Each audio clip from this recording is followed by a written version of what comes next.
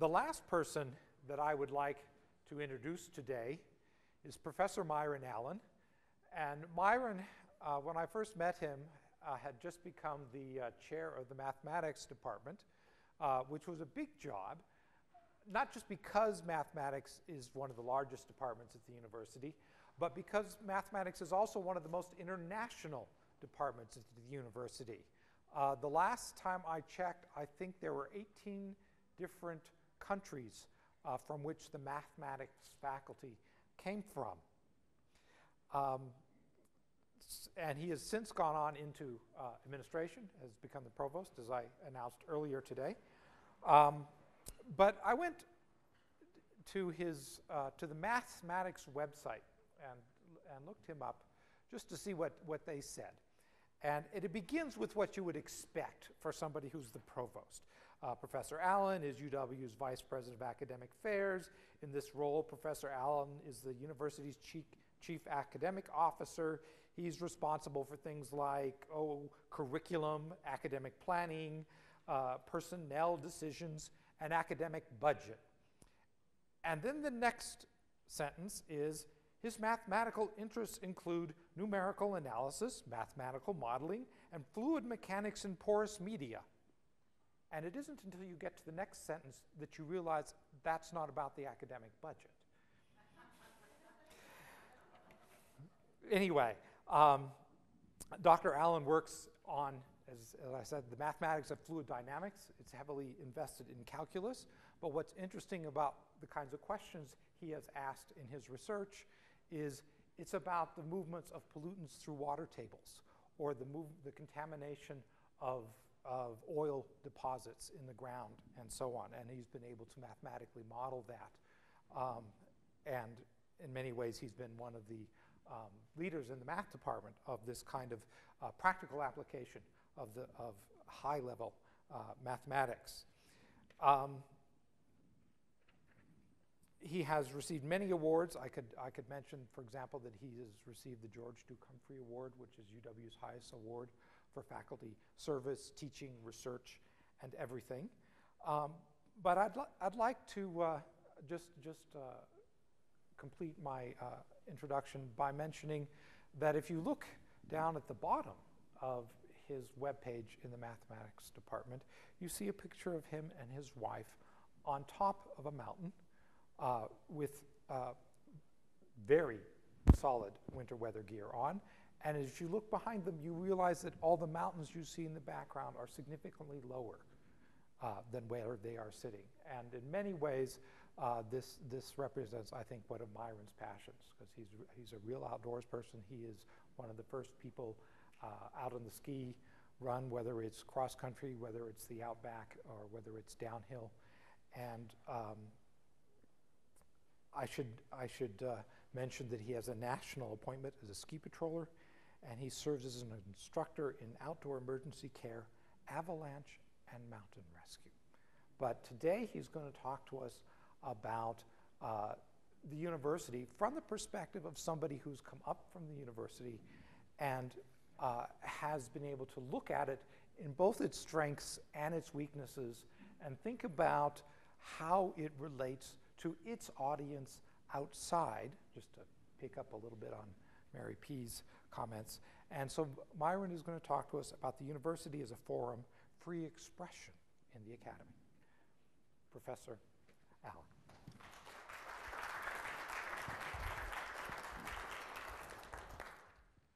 Well, thank you, Paul. Are the mics working? I'm ordinarily in the classroom a person who walks around and fills blackboards up while I'm talking, and I won't be doing that today. I'm going to be talking about something in a field in which there are actually academic experts, and I'm not one of them. So I'm going to stay a little more tethered to the podium than I'm normally accustomed to in this case. But I do want to talk about the university as a forum and how that relates to free expression in the academy. During the last academic year, the University of Wyoming hosted 2 outside speakers whose invitations provoked impassioned protest. former Vice President Dick Cheney, and University of Illinois Chicago professor Bill Ayers. The events surrounding the Ayers visit were especially wrenching. News of his invitation provoked an external reaction, the volume and bitterness of which I had never before witnessed in Wyoming. It led the director of UW's Social Justice Research Center to cancel its invitation. Afterward, a UW student re-invited Ayers. President Buchanan then forbade the use of university facilities for the lecture. Then Judge William Downs issued an injunction on the ban. And in the end, Professor Ayers visited UW and gave a lecture that many, myself included, regarded as distinctly non-inflammatory. The controversies surrounding these two speakers led many people to think maybe more deeply than ever about the principles that apply when universities face public controversy.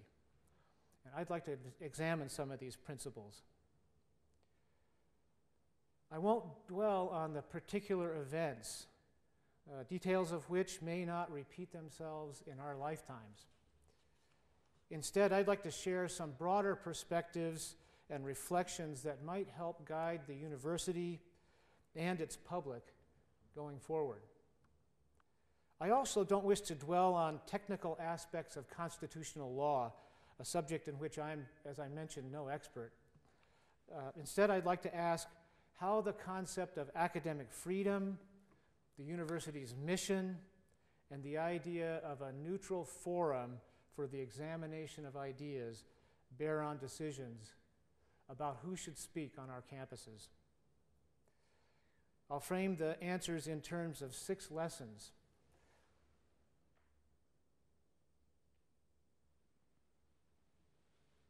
They deal with the limitations of academic freedom, especially as a set of rights and privileges, the hazards of political theater, the university's broader teaching mission, the surprisingly difficult concept of a neutral forum, and the practical considerations that face a president and a board of trustees, and then finally the problem of cultivating public trust.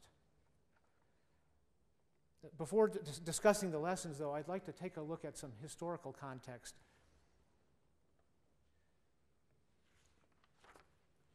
Controversy over university speakers is neither new nor unique to Wyoming. Here's a small sample of cases that have arisen during the last half-century. In 1963, Yale's provost, Kingman Brewster, directed the cancellation of an invited visit by Alabama's segregationist governor George Wallace on the heels of the 16th Street Baptist Church bombings in Birmingham. In 1969, Dartmouth administrators allowed a lecture by Stanford professor William Shockley, who was a Nobel Prize physicist, who argued that black people are genetically inferior to whites. A group of African American students heckled Shockley so loudly that he couldn't be heard. In 1983, the president of Smith College asked UN Ambassador Jean Kirkpatrick to withdraw from her invitation as a commencement speaker in the face of protests against her stand on human rights. In 2004, George Mason University's president disinvited liberal filmmaker Michael Moore after Virginia legislators objected to the use of public funds to pay for his lecture. In 1974, going back to that era, after another's heckler's veto of Professor Shockley, this time at Yale, Kingman Brewster, who was by that time president, commissioned a report on speech at universities. Chairing the committee was then Dean of American Historians at the time. You may have heard the name C. Van Woodward. The Woodward report, as it is known, took a position that most academics would support. The university has a unique responsibility to provide a forum for the free expression and examination of ideas. And I'll just walk you through an excerpt from that report. Without sacrificing its central purpose, the university cannot make its primary and dominant value the fostering of friendship, solidarity, harmony, civility, or mutual respect. A good university will seek and may in some significant measure attain these ends, but it will never let these values, as important as they are, override its central purpose. We value free expression precisely because it provides a forum for the new, the provocative, the disturbing, and the unorthodox. Free speech is a barrier to the tyranny of authoritarian or even majority opinions. An often overlooked appendix of the Woodward Report contains a dissenting statement submitted by a committee member who is a graduate student named Kenneth J. Barnes. And Barnes counters that there are values that trump free expression. In his dissent, he wrote, "The First Amendment does not create an obligation to provide a forum, nor to guarantee a polite reception to all ideas. Nor should a university feel obligated to go beyond the canons of academic freedom, i.e. non-interference with faculty research and teaching, by providing a forum for unscholarly or socially harmful ideas. This fact, coupled with the advantages which a university podium bestows upon a speaker, creates a responsibility on the part of both the university and the inviting group to judge the expected benefits of its invitation against the possible adverse consequences, including adverse national impact." This much reveals little about Barnes's politics. But his closing statement reveals a perspective that may startle those of us who are more attuned to the current zeitgeist. Free expression is not the only value which we uphold, either in our society or in our universities.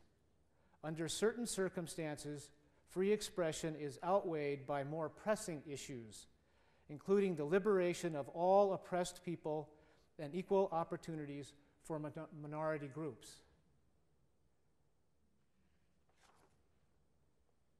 The Woodward Report is noteworthy not because of the positions that it encompassed, which by now are really nearly classical, but because it encapsulated some of the most sophisticated arguments on two sides of the free speech debate.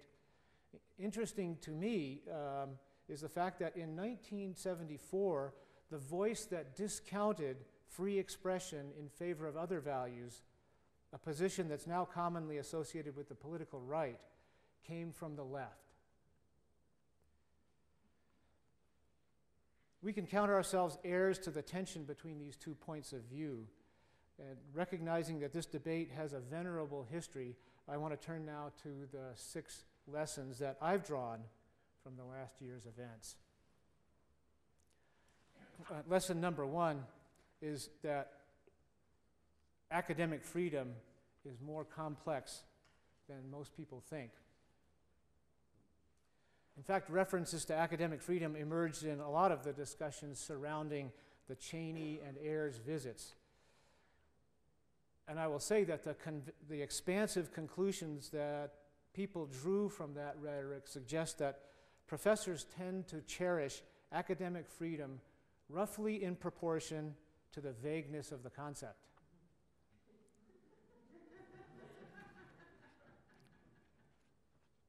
Academic freedom, framed solely as a set of rights and privileges, furnishes at best an ambiguous guide for anyone hoping to navigate the controversies surrounding campus speakers. I'll return a little later in the talk to examine the underlying rationale behind academic freedom, which I think provides more sure-footed guidance. But as a set of rights and privileges for individual professors, academic freedom is arguably more restrictive than the First Amendment. A canonical definition of it appears in a 1940 statement published by the American Association of University Professors. And it says, teachers are entitled to full freedom in research, in the publication of the results, subject to the adequate performance of their other academic duties.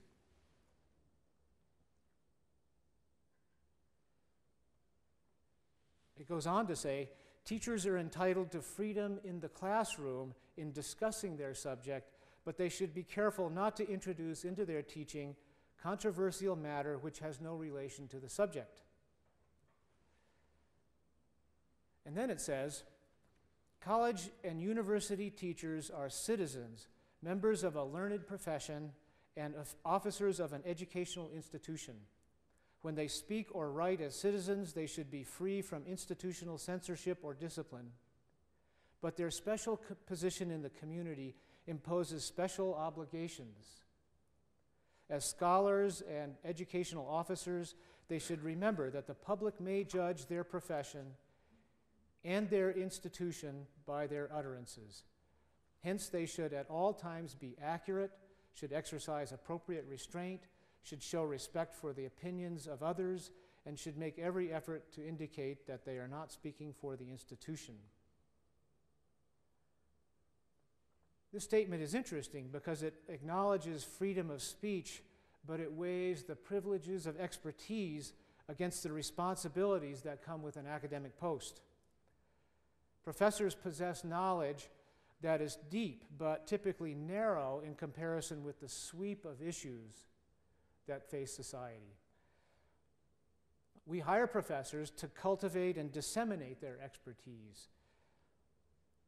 Presidents and provosts, however knowledgeable we may be in our own discipline, tend to have specific disciplinary expertise that is as narrow in scope as our colleagues. My expertise, for example, is in mathematics. The logic behind academic freedom for professors is that administrators whose expertise can't realistically be expected to span that of the faculty as a whole must normally entrust our non-administrative faculty colleagues with detailed judgments about the advanced scholarship and pedagogy that they exercise.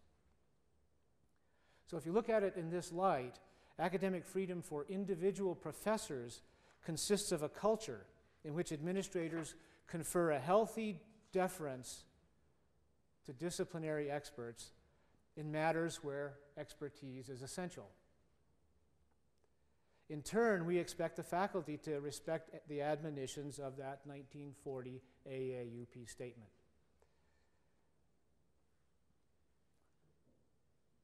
There's a different and sometimes competing notion of academic freedom that applies to institutions.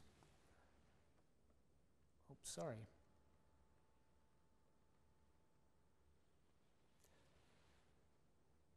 At this level, there really have been two U.S. Supreme Court decisions, and the justices involved, Felix Frankfurter in Sweezy versus New Hampshire in 1957, and Lewis Powell in Regents of the University of California versus Bakke in 1978, cited the four essential freedoms of a university to determine for itself on academic grounds who may teach, what may be taught, how it shall be taught, and who may be admitted to study.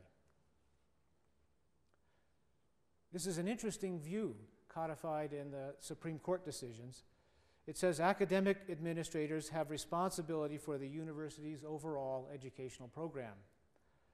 Nothing in this concept of academic freedom per se bars a provost or a president from barring a lecture series, let's say, that denies the Holocaust, or that supports Professor Leonard Jeffries' racial theory of the sun people and the ice people. Maybe you've heard of that set of theories.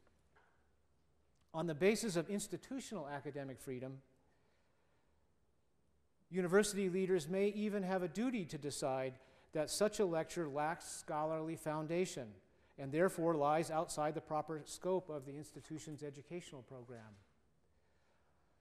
On the same principle, administrators may decide that lectures on these subjects are pedagogically appropriately precisely because they challenge our capacities to use evidence and to think critically. Whatever other principles may apply here, either decision would be consistent with the freedom of a university to determine what may be taught and how it shall be taught.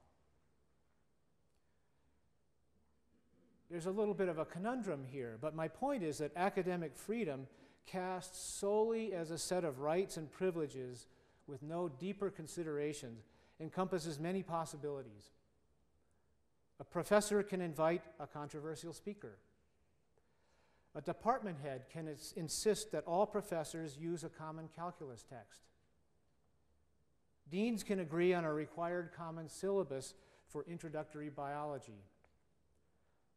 A provost can reject a proposal for a doctoral program in astrology.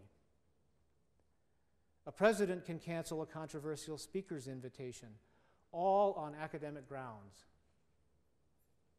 Now, in scanning this set of examples, you may feel uneasy at where it ended up, and rightfully so. Later, I'll return to the deeper considerations that shed more light on academic freedom. But for now, I'll just note the obvious. Professors bridle when administrators make these types of judgments against the faculty's wishes. And it owes largely to the custom of deference that I mentioned. Nevertheless, academic freedom does not imply absolute freedom over what individual professors may teach, nor by extension over who they may invite to speak. The two notions of academic freedom, that for individuals and that for institutions, may conflict. Actually, academic freedom is far from absolute even at the institutional level. While the four freedoms may suggest boundaries for judges, legislatures feel fewer constraints.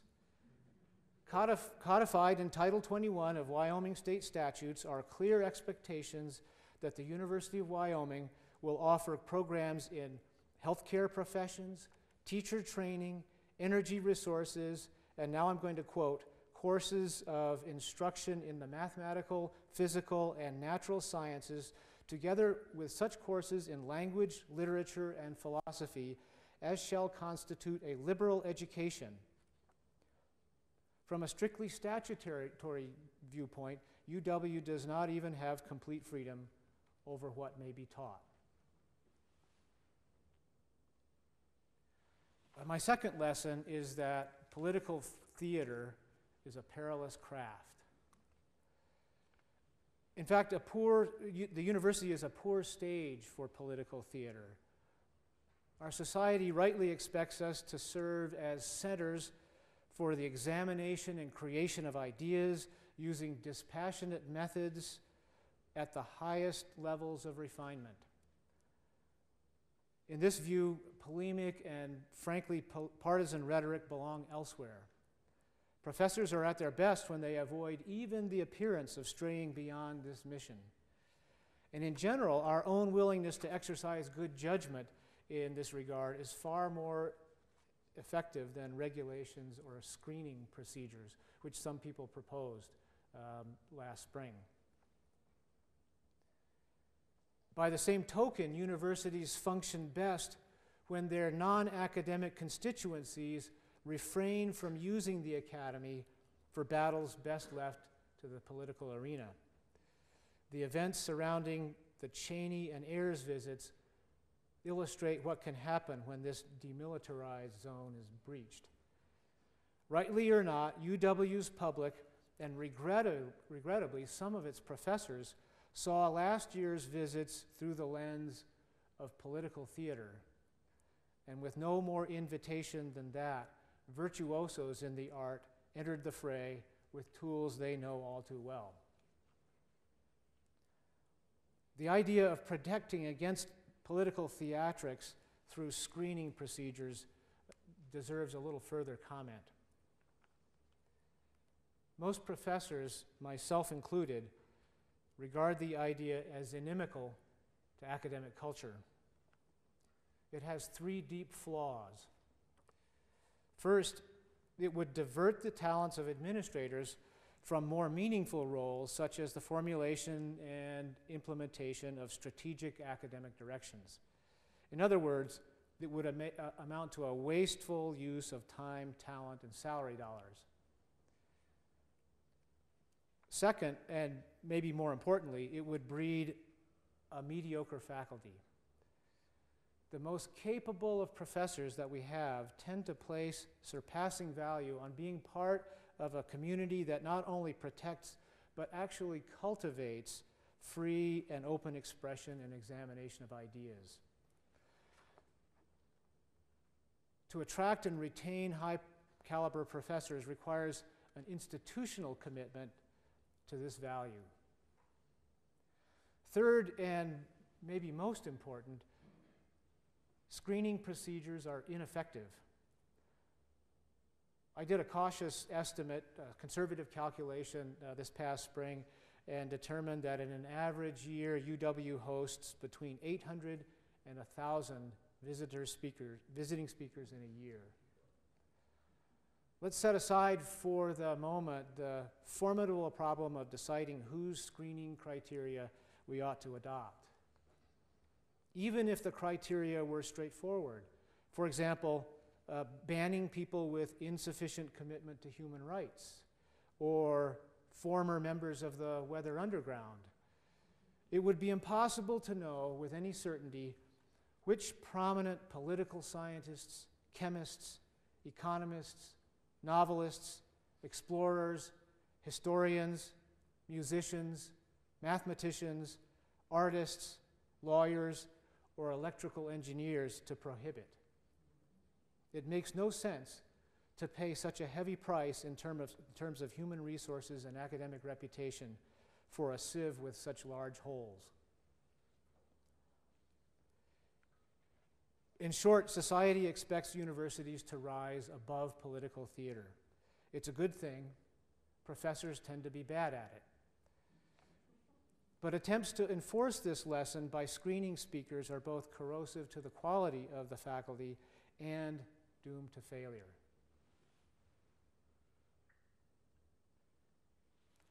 The third lesson is a public university has a broader teaching mission. The Ayers incident in particular reminded us how subtle this mission really is and how opaque it can be to our constituencies. It's a sad fact to me that some people would be willing to harm the university as retribution for a single perceived transgression. In the days preceding the Ayers cancellation, messages from external constituents included veiled comments implicating campus safety and the university's budget. Some warned that a 2-day visit by Bill Ayers would jeopardize significant advances in UW's mission unrelated to the subject of his lecture, initiatives that have required years of effort and the best thinking of dedicated academic leaders and millions of dollars in state support to build. Anyone who cares deeply about Wyoming's future has to question the sense of proportion here. But there's an overarching lesson that may surprise some professors. Universities are loci of power. The power in question is not that of wealth or command. It's the power of ideas. Society cares about ideas. If academics insist on engaging with ideas that society cares about, and I'll argue that publicly funded institutions have a responsibility to do so, we have to recognize a broader teaching mission. This mission extends beyond the classroom and even beyond the walls of the academy. And venturing that far requires care.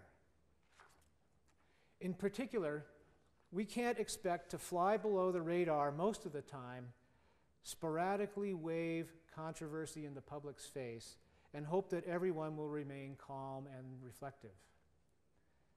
Instead, we have to establish a relationship with our public that allows them to recognize professors as creatures of reason, judgment, and, I hope, refinement. To do this requires that we connect with people's high schools and community colleges, provide a reliable reservoir of expertise for their political leaders, share perspectives at their podiums, bring the arts to their communities, network with their libraries, share scientific advancements with their farmers and ranchers, contribute to the continuing development opportunities for the professions critical to their well-being. At the same time, we as professors have to be more judicious than the average citizen. The public expects more from us than that bilious, cussed voice that much of America seems to prefer to meaningful debate. And we must deliver more to maintain the public's trust. I want to examine this idea in more depth shortly. But first, you might want to ask, is it fair that we have to tread so carefully simply to be effective teachers? A more useful question is whether it could possibly be otherwise. I learned long ago that I cannot truly share with my students the utility and beauty of my own discipline through bullheaded pontification. There are teachable moments and teachable attitudes which my students and I, through mutually reinforcing efforts, have to cultivate before I can be effective. By now, I'm familiar with this process in the classroom. But with the university's larger audience, the public, teaching is a harder and riskier enterprise with more pitfalls. Sensitivity to the anxieties and the fears of that audience, not to mention the sensitivity to their deep feeling of ownership in, but occasional suspicion of, the Academy's mission, is a necessary condition for success. From this perspective, whether it's fair or we're right doesn't matter. If a significant portion of our audience ends up wishing ill of us and threatening to sabotage our pursuit of excellence because of a visitor who will climb back onto an airplane after an hour at the podium, then we've failed as teachers.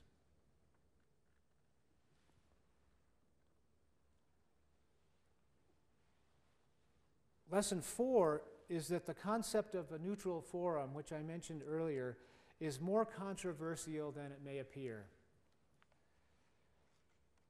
Let me start by observing my personal opinion that Wyoming's people ought to be stronger than we've shown ourselves to be. A visiting speaker shouldn't constitute a crisis. Americans ought to pride themselves on the capacity to hear others' ideas, to judge them on the merits, and to trust the sturdiness of their own principles in the face of somebody else's words. In fact, Wyoming and America sell themselves short when they condemn their universities for inviting controversial speakers. A robust citizenry ought to insist that its public universities fulfill a purpose that no other type of institution can reliably serve, as neutral forums for the painstaking and critical examination of ideas. As the Descent to the Woodward report points out, this aspect of the Academy's mission goes far beyond freedom of speech, and it bears only tangentially on the much looser construction of academic freedom. It is, in fact, a far higher vision of the dividends that public investment in higher education can yield. It's a vision that never could have taken hold in Mao's China, in Khrushchev's Soviet Union, or in Hussein's Iraq. There is no Wyoming statute mandating that UW serve in this role. In this sense, it's a luxury, but I'll argue it's a luxury that no democracy can long survive without. The idea of a neutral forum bears more careful scrutiny than it usually gets. As we saw earlier, arguments both sophisticated and naive claim higher priorities for the academy than free and open exchange of ideas. The arguments tend to correlate with the political spectrum. On the right, some people place higher priority on guarding against perennial and insidious threats to society, threats that, in this view, universities have a responsibility to filter. On the left, some argue that the marginalization of oppressed groups hinders equal access to the public forum, and hence the elimination of oppression takes precedence over free and open speech. A third and more theoretically bewitching argument that's not tied to the political spectrum rests on the observation, which I think is technically correct, that a university cannot possibly be neutral.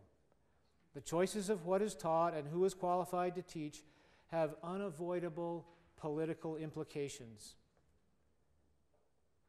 Each of these three arguments has more depth than any one-sentence summary can capture. But we live in the real world, and any filter of ideas requires a gatekeeper. Any control over the free expression of ideas preferentially marginalizes groups that already enjoy fewer invitations to the podium. And any lapse by university administrators in the commitment to provide a neutral forum, which is different from trying to be neutral, invites a snowballing struggle for control over the academy. We saw that snowball begin to grow last year. Protests over an invitation to Dick Cheney in the fall gave way to intense controversy over an invitation to Professor Ayers the following spring. The protests clearly aligned with the protesters' political views.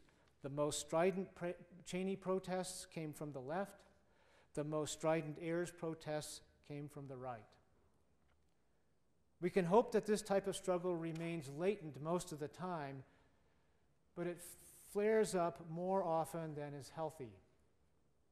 It flares up especially whenever our constituents doubt the university's neutrality. In my opinion, this struggle should come as no surprise. The academy wields the power of ideas, and no viable part of the political spectrum will readily cede that power to others. Even if a university's overall record of speaking engagements reflects a diversity of viewpoints, constituents who worry about losing the battle tend to respond to one speaker at a time. The resulting dynamic is a familiar one. When the current speaker's views favor one's own, the political slant is invisible. When the speaker's views are highly technical and esoteric to the general public, as is true for the overwhelming majority of the speakers who visit UW, nobody bats an eyelash. When the view of this week's speaker conflicts with your own, you're more likely to protest the detestable left-wing or right-wing direction toward which the entire university is obviously drifting. Faced with this recurring dynamic, I find arguments against the neutral forum to be interesting in the abstract, but weak on pragmatic grounds. Were the university to abandon its aspiration to serve as a neutral forum, whether in response to constituents' fears or on more sophisticated theoretical grounds, it would inevitably raise the stakes in the struggle. Transient skirmishes would start to look more like a war for control over ideas. In such a war, a solid victory by any side can only impoverish a democratic society.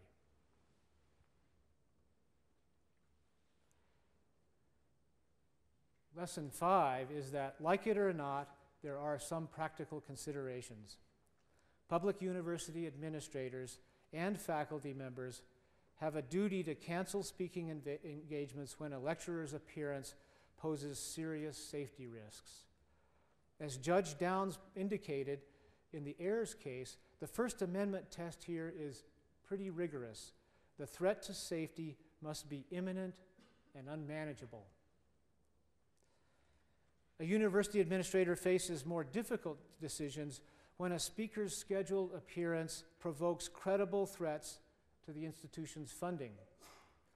Despite the idealistic argument that free speech is priceless, it may come at a tangible cost. The trade-off can be stark. Institutional funding has a direct and lasting impact on the effectiveness with which universities can support open inquiry and the exchange of ideas.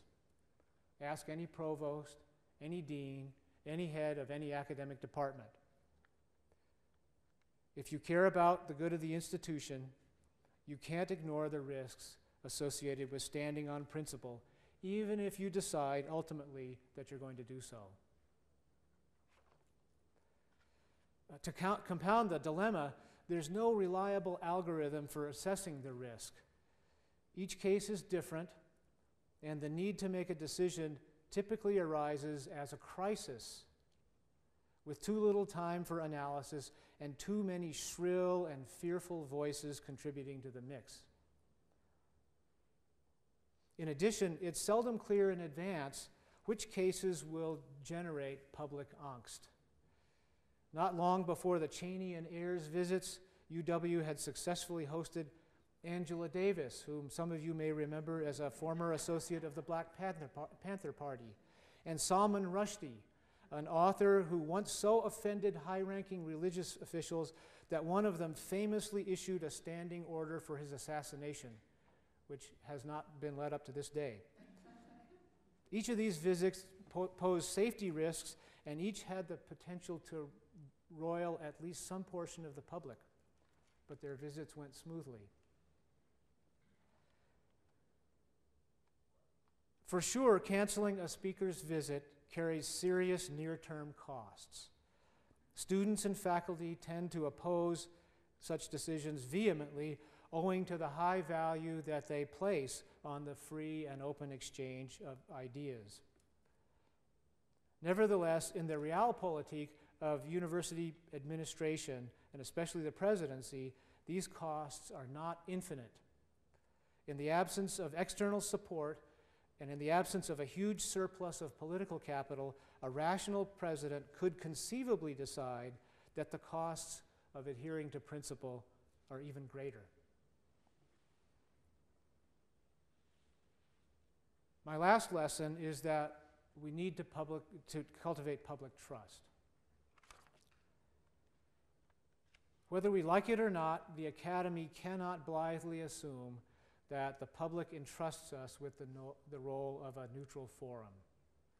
There are two important ways in which we can put that trust at risk. The first is through an error of omission, and the second is through an error of commission. The error of omission consists of shrinking from issues that the public cares about. To pursue intellectual virtuosity in splendid isolation is to withdraw into a real-world version of Hermann Hesse's glass bead game. Professors occupy a privileged position in our society. We're freer than most to pursue realms of inquiry whose immediate impacts on problems of social importance may be hard for the public to grasp.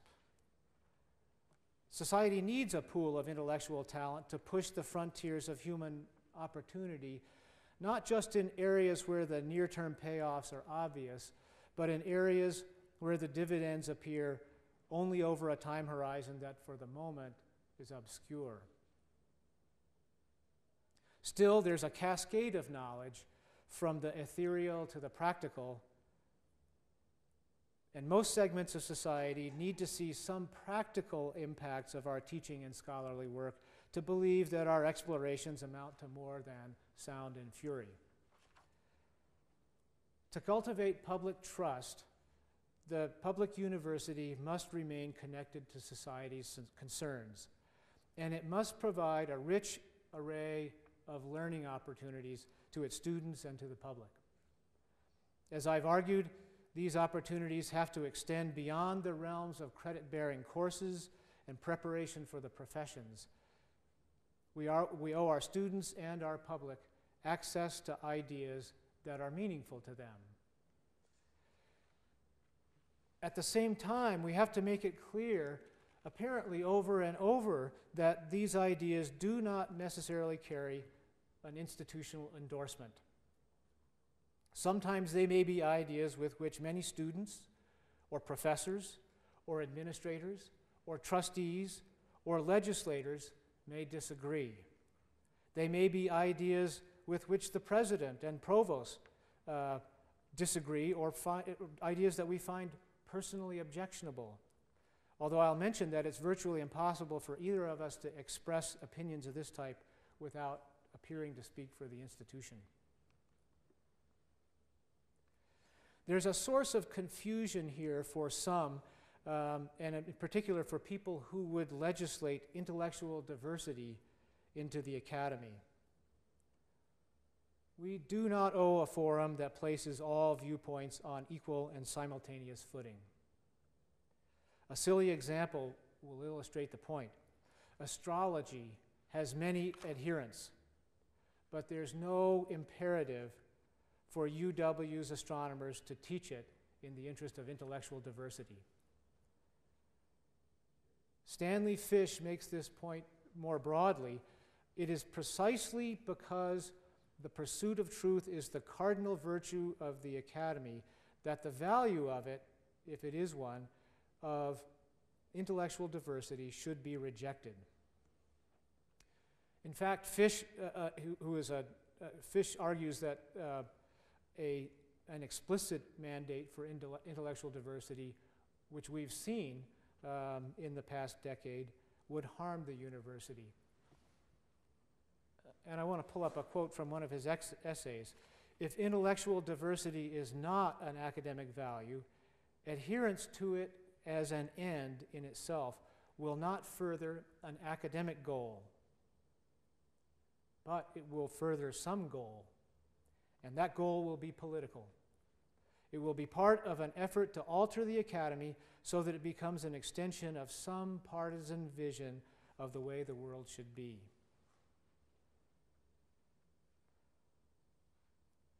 Subtleties of that argument aside, UW owes its students and its public neither all perspectives nor just those perspectives that carry an institutional endorsement. Instead, what we owe everyone is a set of perspectives that expand people's intellectual capacities, that are consistent with the most refined methods of inquiry, that connect to people's pressing concerns, or perhaps ideas that meaningfully challenge comfortable assumptions. And no matter what perspectives we allow to be heard, we owe all of our constituents, students and the public, the right to express reasoned civil disagreement with them. In contrast to the error of omission, the error of commission is more difficult to manage. It consists of willfully abandoning the role of a neutral forum. We risk making this mistake whenever external constituencies howl in protest at the contents of a professor's book, whenever someone with a profit interest tries to intimidate scientists who publish inconvenient conclusions, and whenever influential voices outside the academy try to exercise a heckler's veto of a campus speaker. The difficulty of managing this second risk arises from the more aggressive nature of the criticism that controversial speakers engender. As I have said, a heckler's veto, when exercised by people of influence, can place truly profound pressure on any president and board of trustees who care about the institution. The only hope for the neutral forum may lie in the willing of other influential voices outside the academy to counter the hecklers directly.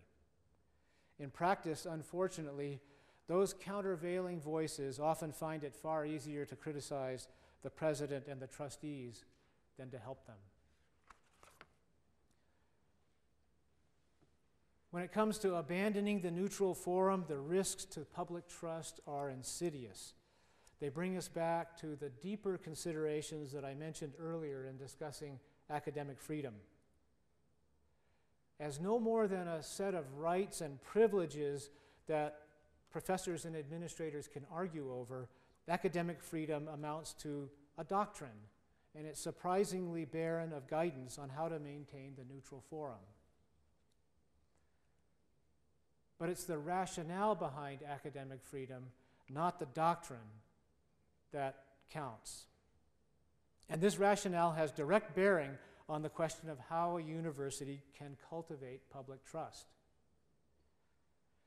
In what is arguably the founding statement on American academic freedom, the American Association of University Professors in 1915, 25 years before the 1940 statement, wrote the following: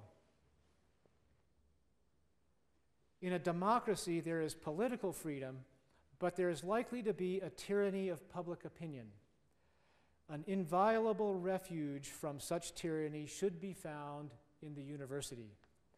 For the public may respect and be influenced by the university if it believes those counsels to be the disinterested expression of the scientific temper and of unbiased inquiry.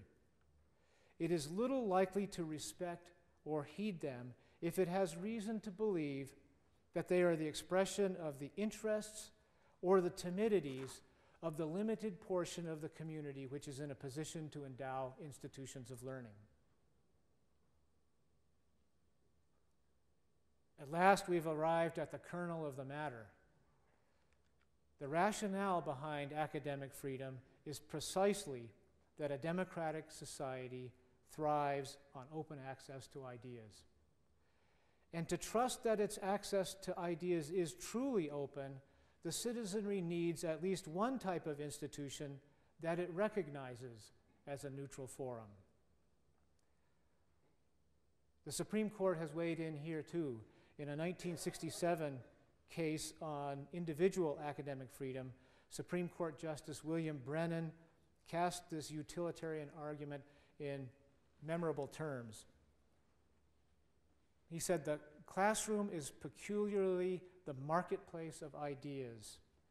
The nation's future depends upon leaders trained through wide exposure to that robust exchange of ideas which discovers truth out of a multitude of tongues rather than through any kind of authoritative selection."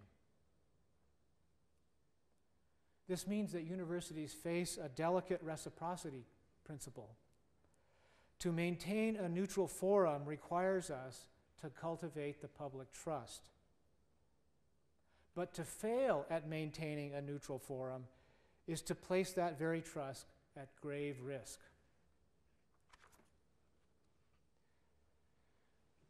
I hope I've persuaded you that universities have a duty to serve as neutral forums for the exchange and examination of ideas. Hosting a wide array of visiting speakers contributes to this role.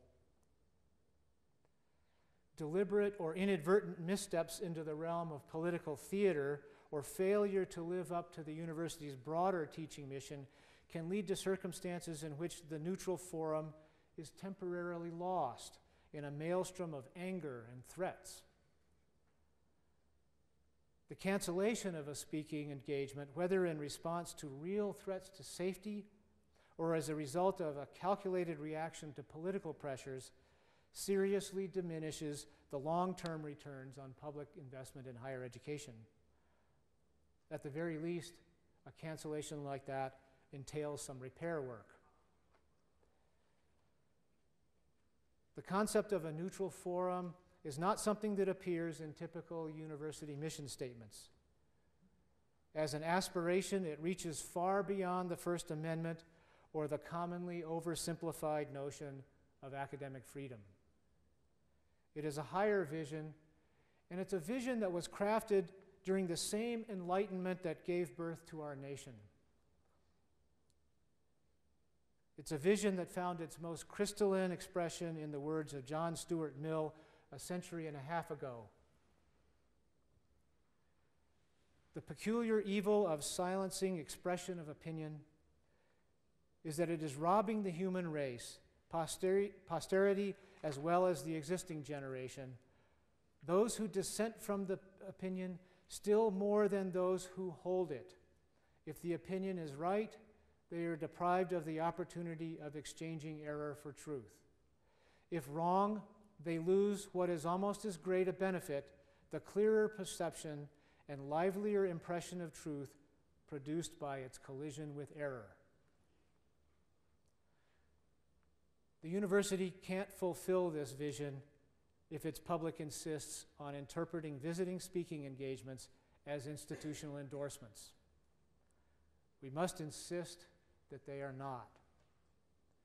We certainly can't fulfill this vision if our stakeholders inside or outside the institution take it upon themselves to decide which voices have a place at our lecterns. When this happens, the public momentarily loses one of the most valuable returns on its investment in higher education.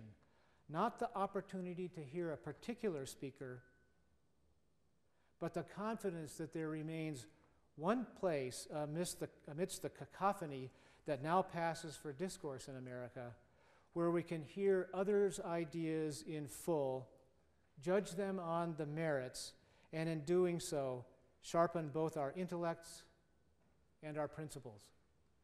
Thank you.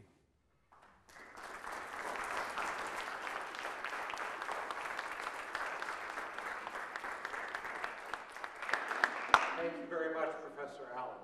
I think we have about 5 minutes for questions. I have a question, kind of. I really enjoyed your lecture. It was very well thought out, a lot of great ideas. Thank you so much for working so hard on it. My question is, one of the speakers, Vice President Cheney, went a little further. He didn't just make a speech and get on a plane and take off. There's now a building with his name on it. And so my question to you is, how do you feel about that? Because to me, now the public trust, it's almost like the university is saying, yes, we accept this man and we'll put his name on the building. And I'm not anti-Cheney so much, because my daughter's a University of Wyoming student, and she actually got a scholarship from the Dick Cheney Fund. So I see how complicated this issue gets, and the Center to Ecuador, kind of a liberal thing, you know? So I just want to know your feelings on that. Like, how far does an institution go? Because you seem like you would lose a lot of public trust by taking money and putting it on a building in that person's name. That's an interesting question. I thought a lot about that when there were protests over the naming of the building as well.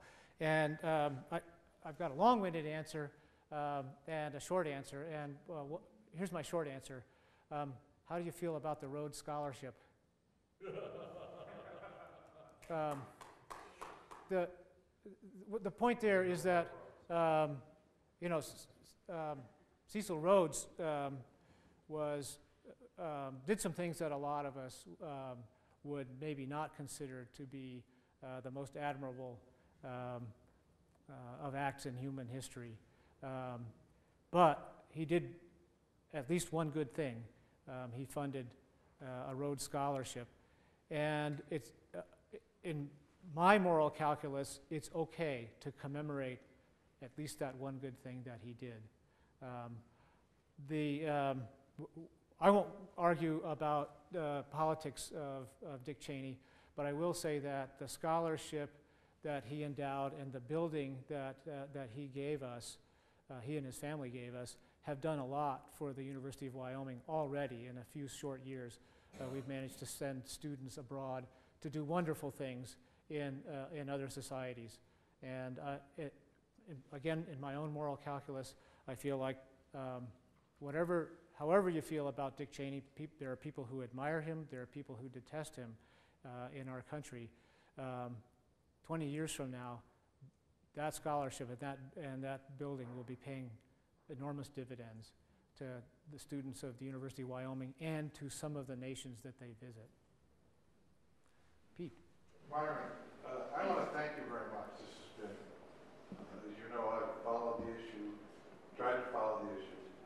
You've been very helpful, but try and tie back, my notes are good, to a couple of things you said. And I certainly agree that the neutral force forum is important, particularly in Wyoming, because there's an absence of almost any other opportunity. And when you talked about the public trust and the commission part, the willfully violate the neutral forum, and you spoke about forces strongly speaking out to protest the speaker, and the countervailing forces whom you suggested might deal it out among themselves. I think those are the oppressed that Barnes was referring to in the Woodward report. The countervailing forces to those active in the public realm or the political realm who need to be protected. And that's, according to Barnes, as I heard it, one of the obligations of academic freedom. So thanks again. Yeah, I will say that I understand your point that that maybe in this case there were powerful voices objecting to a visit from a speaker, and relatively powerless voices who had to remain silent or didn't have access to a podium. But there were lots of people throughout Wyoming, as we discovered in the month or two after the cancellation, who were in position to speak out. Thank you. Yes. I have a question for you. Wyoming has many fewer colleges and universities than many other states.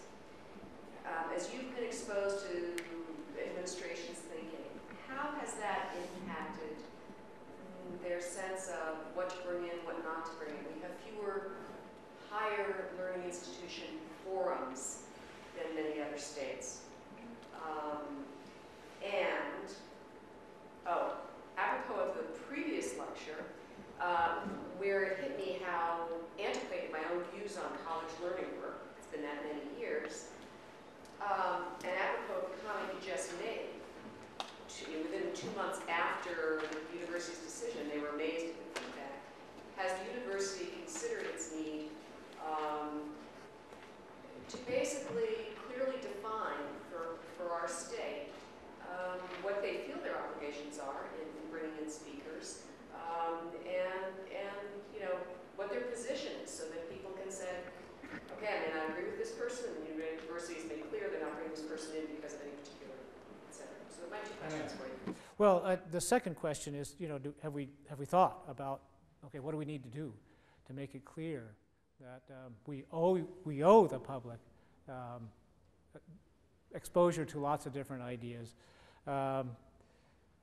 My answer is, yeah, we've thought a lot about that. We held a symposium at the university back in September where we invited 4 legitimate, serious academic experts from other institutions to come visit us and hold a panel discussion on the issue. And then I had to think hard about whether I wanted to come here and talk about this topic or something else. So we've thought a little bit about, okay, what do we do now? What do we do to make sure that there's maybe broader understanding of what the institution's intent is with bringing in speakers? Your first question had to do with the university's unique position as the only public 4-year baccalaureate granting institution in the state. And we are the only state that's like that. So what does that feel like?